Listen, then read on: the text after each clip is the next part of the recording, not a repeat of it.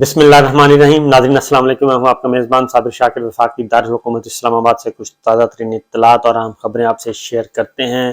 وزیر خزانہ اسحاق ڈار صاحب، ان کا مستقبل تاریک ہوتا ہوا نظر آ رہا ہے، ان کی وزارت خطرے میں ہے، اور ایک اطلاع کے مطابق ان کو کنوے کر دیا گیا ہے کہ آپ اپنی اگلی نوکری کا بندوبست کر لیں، کیونکہ انہوں نے کچھ ایسی باتیں کی ہیں، کچھ ایسی حرکتیں کی ہیں جو شاید ناقابل برداشت ہوں، اور انہوں نے پورے کے پورے ادارے کو ہی رگڑ کے رکھ دیا ہے، اور اس سے کافی مسائل پیدا ہو گئے ہیں، اور کل سارا دن جو ہے کافی چیزیں الجھی رہیں، اور اس کی ریزن میں آپ کو بتا دیتا ہوں ان ڈیٹیل۔ اور پھر جو کل رات انہوں نے پریس کانفرنس کی، رات گئے پریس کانفرنس کرنا پڑی، پریس کانفرنس تو نہیں تھی، کیمرہ منگوایا پی ٹی وی کا، اور اس پہ انہوں نے اپنی گفتگو ریکارڈ کروائی، ان کو پسینہ آ رہا تھا، ہوائیاں اڑی ہوئی تھیں، سخت غصے میں تھے، اور وہ ایسی گفتگو کر رہے تھے جیسے انہوں نے ان سے کوئی بہت بڑی غلطی ہو گئی ہے، اور اس لیے وہ سارے کا سارا ملبہ عمران خان پہ پھینکنے کی کوشش کر رہے تھے، عمران خان کو چیلنج کر رہے تھے، اور ساری چیزیں بتا رہے تھے، لیکن اصل معاملہ یہ نہیں ہے۔ وہ بادل نخواستہ عمران خان صاحب کے خلاف گفتگو فرما رہے تھے، اصل گفتگو انہوں نے کہیں اور فرمائی تھی، اور وہ گفتگو فرمائی تھی فوجی قیادت کے خلاف، ملٹری لیڈرشپ کے خلاف، نہ صرف ملٹری لیڈرشپ کے خلاف بلکہ پورے کے پورے معاملے کو ہی تبدیل کر کے رکھ دیا تھا۔ اور اس ساری معاشی صورتحال جو اس وقت معاشی ابتری ہے، معاشی عدم استحکام ہے، جو پچھلے 10 مہینے سے جو ایک ادھم مچا ہوا ہے، اور خاص طور پہ اسحاق ڈار صاحب جب سے آئے ہیں 4-5 مہینوں سے، اس کے بعد جو اس اکانومی کا ستیہ ناش ہوا، پاکستان کی معیشت کا، اور یکدم صرف 48 گھنٹوں کے اندر اندر پاکستان کے جو ذمے قرضے ہیں وہ 4000 ارب تک بڑھا دیے صرف 2 دن کے اندر اندر، اور یہ سب کچھ کیا اسحاق ڈار صاحب کی ضد نے، ان کے فیصلوں نے، ان کی نااہلی نے، ان کی کوتاہی نے، یہ سب کچھ انہوں نے کیا۔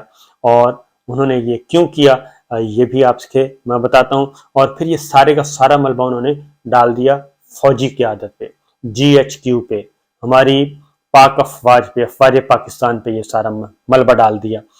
اس کے بعد پھر سارا دن یہ چیزیں چلتی رہیں، پھر شام کو انہوں نے ایک پریس کانفرنس کی، اور اس کی وجہ یہ ہے کہ اب کیونکہ مفتہ اسماعیل صاحب آئے تھے، مفتہ اسماعیل صاحب کو فائنل کیا تھا باجوہ صاحب نے انٹرویو کر کے، شہباز شریف صاحب، یہ پوری کابینہ جو اس وقت آپ کو نظر آ رہی ہے، ابتدائی کابینہ کی بات کر رہا ہوں، وہ ساری کی ساری کابینہ طے شدہ تھی، باجوہ صاحب کے ساتھ انہوں نے مل کے تیار کی تھی، اور اس میں پنجاب کی کابینہ بھی اور مرکز کی کابینہ بھی، اور پھر اس میں کچھ وزراء جو ہیں باجوہ صاحب کے نومینی تھے، اور ان کے اکارڈنگلی مفتہ اسماعیل صاحب کو بھی شارٹ لسٹ انہوں نے کیا تھا، اور ان کے ذمہ دے دی تھی شہباز شریف صاحب وزارت عظمیٰ انہوں نے سنبھال لی تھی، اور مریم صفدر صاحبہ کا، نواز شریف صاحب کا کوئی رول نہیں ہونا تھا، اسحاق ڈار صاحب دور دور تک نہیں تھے، کیونکہ اسحاق ڈار صاحب کو سزا ہوئی تھی، وہ مفرور تھے، ان عدالت کو مطلوب تھے، اثاثے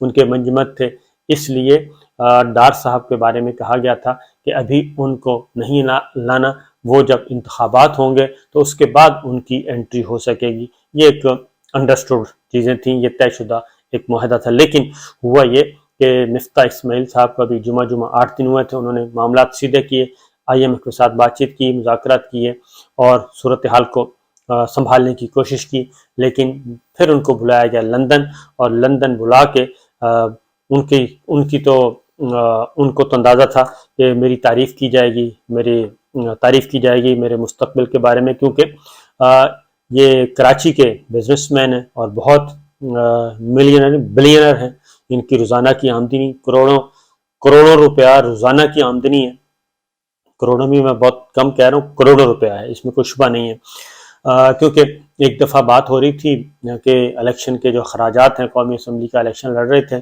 تو ہم ٹرانسمیشن کر رہے تھے، تو اس میں اسٹوڈیو میں تھے، مفتہ بیٹھے تھے، تو کوئی بات ہوئی تو انہوں نے کہا جی کہ آپ کا تو ایک دن کا ہی یہ خرچہ ہے، ایک ہفتے کا خرچہ ہے جو پورے قومی اسمبلی کے حلقے پہ جو الیکشن پہ آپ نے خرچ کرنا ہے، تو انہوں نے مسکرا کے کہا تھا کہ نہیں، آپ ایک دن بھی زیادہ بتا رہے ہیں، تو اس سے آپ اندازہ کر سکتے ہیں کہ 12 14 15 کروڑ روپیہ خرچہ ہوتا ہے تقریباً ایک قومی اسمبلی کے حلقے پہ 15-20 کروڑ لگ جاتا ہے. تو انہوں نے کہا تھا کہ آپ کم بتا رہے ہیں، اس کا مطلب ہے کافی اور پڑھے لکھے ہیں، سب کچھ ہیں. اور بادل نخواستہ ان کو بنا دیا گیا تھا وزیر خزانہ، مشیر خزانہ 6 ماہ کے لیے، اور اس کے بعد ان کو سینٹ میں جگہ دینی تھی، آگے سینیٹر بنوانا تھا. لیکن پھر یکدم یہ ساری چیزیں ہوئیں، اور پھر جیسے ہی آئی ایم ایف کے ساتھ معاملات ہو گئے، ان کے ساتھ پروگرام فائنل ہو گیا، ان کی قسط آ گئی، تو ان کو لندن بلایا گیا، لندن بلا کے ان کو کر دیا گیا فارغ، اور ان سے استعفیٰ وہیں پہ لے لیا گیا. اور انہوں نے کہا کہ اب ڈار صاحب ہوں گے اگلے وزیر خزانہ، آپ اپنے آپ کو فارغ تصور کریں. تو یہ مفتاح اسماعیل کے لیے یہ کافی مشکل کام تھا، کیونکہ وہ تو ایک بزنس مین تھے، وہ جیل میں بھی ان کو جانا پڑا، نیب کو بھی بھگتنا پڑا، سب کچھ بھگتنا پڑا. اور ان کے حصے میں پھر ضمنی الیکشن بھی لڑا. ان کے حصے میں کیا آیا؟ ان کے حصے میں یہ آیا کہ 3 مہینے کے اندر ان کو بے عزت کر کے فارغ کر دیا. اس کے بعد ڈار صاحب آ گئے، اور ڈار صاحب کے آنے پہ کافی ناراضگی تھی کہ ان کو نہیں آنا چاہیے تھا، لیکن وہ آ گئے، اور ڈار صاحب باجوہ صاحب کے ہوتے ہوئے آ گئے. اور باجوہ صاحب کے اور ڈار صاحب کے تعلقات بہت ہی کوئی انتہائی خراب تھے، اور ایک دوسرے کو کھلم کھلا کرتے رہے ہیں، ایک دوسرے پہ گالم گلوچ کرتے رہے ہیں. آپ سادہ زبان میں بتا رہا ہوں، کیونکہ ٹی وی پہ آ کے جب تو تڑاک کی باتیں شروع ہو جائیں تو وہ گالم گلوچ ہی ہوتی ہے. تو باجوہ صاحب کا اور ڈار صاحب کا یہ تھا. پھر جب ڈان لیکس ہوا تو اس وقت بھی، جب پاناما ہوا اس وقت بھی اسحاق ڈار صاحب کا جو رول تھا اس میں بھی ان کا عمل دخل تھا، کیونکہ باجوہ صاحب نے جب وہ آرمی چیف تھے تو انہوں نے کچھ کام کرنے کا کہا تھا. فیٹف نواز شریف صاحب کے زمانے میں بھی ہو گیا تھا. باجوہ صاحب کا کہنا تھا کہ ہم نے بہت پہلے کہہ دیا تھا کہ یہ فیٹف کی تلوار آ رہی ہے، تو آپ یہ قلم تنظیموں کے خلاف اس کا بندوبست کر لیں، کوئی اس میں کام کر لیں. اور اس میں 3-4 تنظیموں کا نام بھی دیا تھا. لیکن ڈار صاحب نے باجوہ صاحب کو کہا کہ جناب اس سے ہمارا سیاسی طور پہ بہت زیادہ نقصان ہوگا، ہم یہ کام نہیں کر سکتے. تو اس کے بعد پھر یہ بھی الزام لگایا گیا کہ یہ جتنی بھی ٹی ایل پی ہے اور یہ جماعت الدعویٰ کی ایک سیاسی تنظیم جو کھڑی کی، وہ بھی انہوں نے الزام لگایا تھا کہ یہ انہوں نے کی ہے. ڈار صاحب کہتے تھے کہ یہ اسٹیبلشمنٹ کی طرف سے آئی ہے، ہماری طرف سے نہیں ہے. تو وہ پھر ایک ڈان لیکس آئی تھی.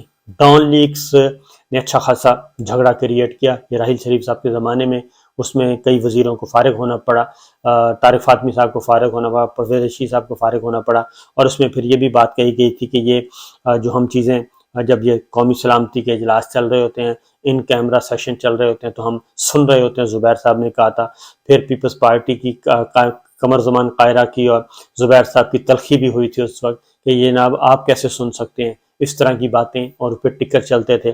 تو پھر ڈان لیکس آ گیا. ڈان لیکس کا ریپیٹ کرنے کی ضرورت نہیں ہے. پھر اس پہ انکوائری ہوئی، اس کے بعد پھر ٹویٹ واپس کیا. ٹویٹ واپسی ہونے کے بعد پھر لڑائی شروع ہو گئی تھی. پھر پاناما لیکس آ گئی، پاناما پہ وہ فارغ ہو گئے.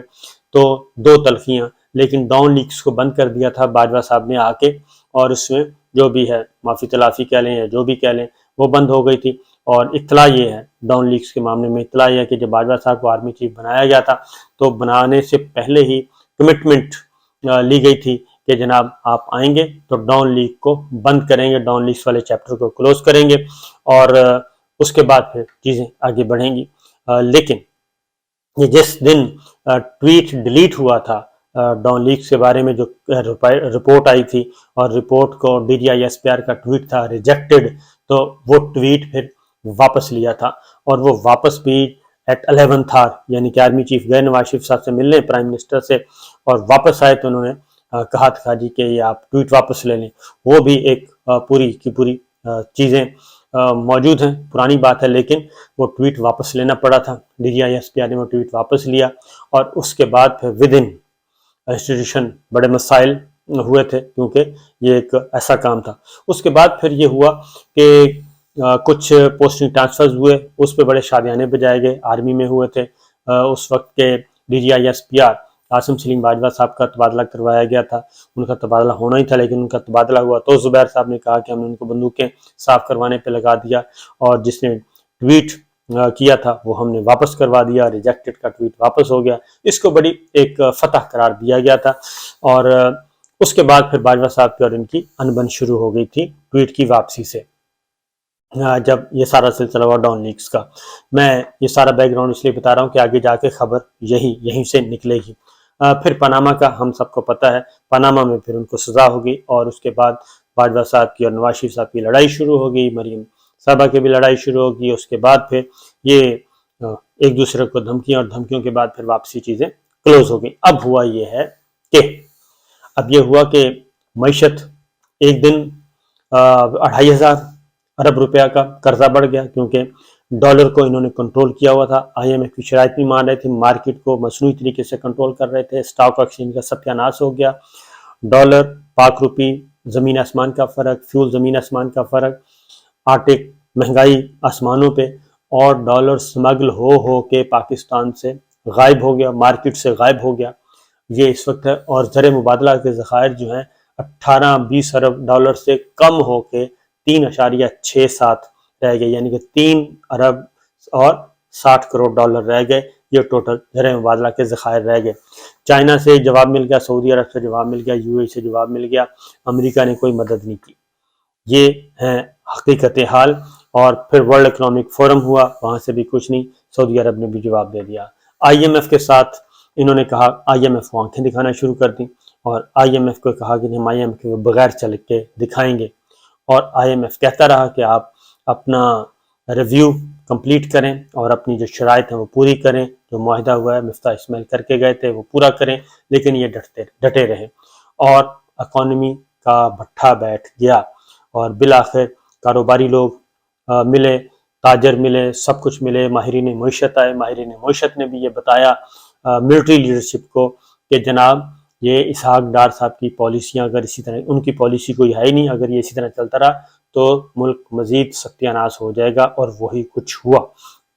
उसके बाद अगला कौमी सलामती कमेटी के इजलास हुए। उस कौमी सलामती कमेटी के इजलास में भी इन्होंने सारा मलबा इमरान खान साहब पे डाल दिया, PTI की गवर्नमेंट में डाल दिया और खुद दरमियान में से निकल गए।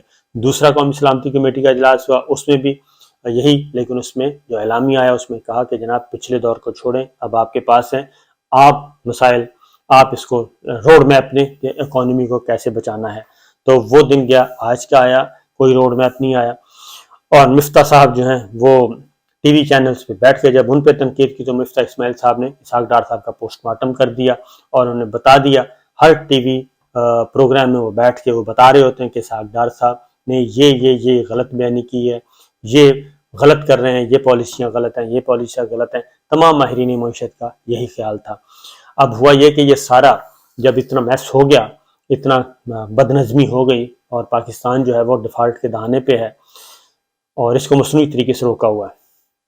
जब सब कुछ था, कल सुबह डार साहब ने फॉरेनर्स की मौजूदगी में एक प्रोग्राम एक जगह पे इज़हार ख्याल करते हुए ये कह दिया कि ये सारा के सारा जो है, ये सारा इस वक्त को मचा हुआ खच मची हुई है, जो जितना भी इस वक्त तबाही है पाकिस्तान की मईशत की, सियासी, ये सारे का सारा डॉन लीक्स और पनामा लीक्स के ड्रामों की वजह से हुआ है।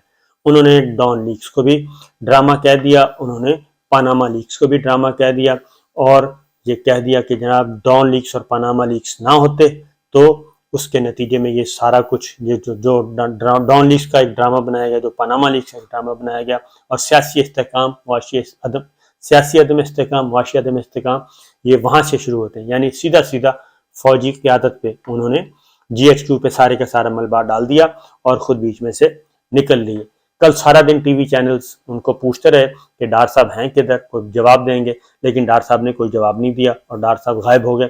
उसके बाद हमारी इत्तला के मुताबिक मामलात हुए ख़राब, हालात हुए ख़राब और कुछ गड़बड़ हुई और पुरानी जो तलखियाँ हैं वो दोबारा से आ गई। और मरियम साहिबा लंदन से दुबई बैठी हैं और दुबई से आज उन्होंने पहुँचना है। एक दिन पहले ही हालात इतने ख़राब कर दिए गए और जिसके बाद फिर डार साहब, शहबाज शरीफ साहब को भी पता चला कि ये तो मामला बहुत गड़बड़ है। तो फिर डार साहब को कहा गया कि अब आप इसको वजाहत करें और जाके बताएं। ज़ाहिर है किसी प्रोग्राम में जा नहीं सकते थे, लाइव प्रेस कॉन्फ्रेंस कर नहीं सकते थे और फिर उन्होंने PTV बुलवाया, सारा कुछ किया और गुफ्तगू की, रिकॉर्ड करवाया और जारी कर दिया कि जनाब ये है। उसमें सारे का सारा इमरान खान साहब पे मलबा डाल दिया, इमरान खान साहब को मुनाजरे का चैलेंज कर दिया और صبح والی گفتگو کو وہ بھول گئے کہ صبح والی گفتگو وہ کیا کر کے گئے تھے. اصل میں جو صبح کی گفتگو تھی اس کی نفی کرنی تھی، کروانی تھی، اور وہ جو صبح بڑھتے ماری تھیں ان کے لیے معافی تلافی کی باتیں ہو رہی تھیں. لہذا شام کو صبح والی گفتگو، ڈان لیکس، پاناما لیکس اور یہ سارے ڈرامے اور جو کچھ ملبہ ڈالا گیا تھا اس کی شام کو انہوں نے معافی تلافی کی. آپ دیکھتے ہیں معافی تلافی ہوتی ہے کہ نہیں ہوتی، لیکن اطلاع یہی ہے کہ نئے وزیر خزانہ کی تلاش ہے اور اشد ضروری ہے، ورنہ پھر ہو سکتا ہے سارا کچھ ہی چلا جائے، سب کچھ ہی بوریا بستر سمیٹ دیا جائے، اور پھر عام انتخابات یا پھر ٹیکنوکریٹس یا جو کچھ بھی ہے آگے ہونا ہے. ابھی تک تصویر کلیئر نہیں ہے، وہ آگے جا کے پتہ چلے گا، لیکن فی الوقت یہ ہے کہ جناب یہ کل کارنامہ سر انجام ہوا ہے. میں نے کہا آپ سے شیئر کر لوں. اجازت دیجیے، اللہ حافظ.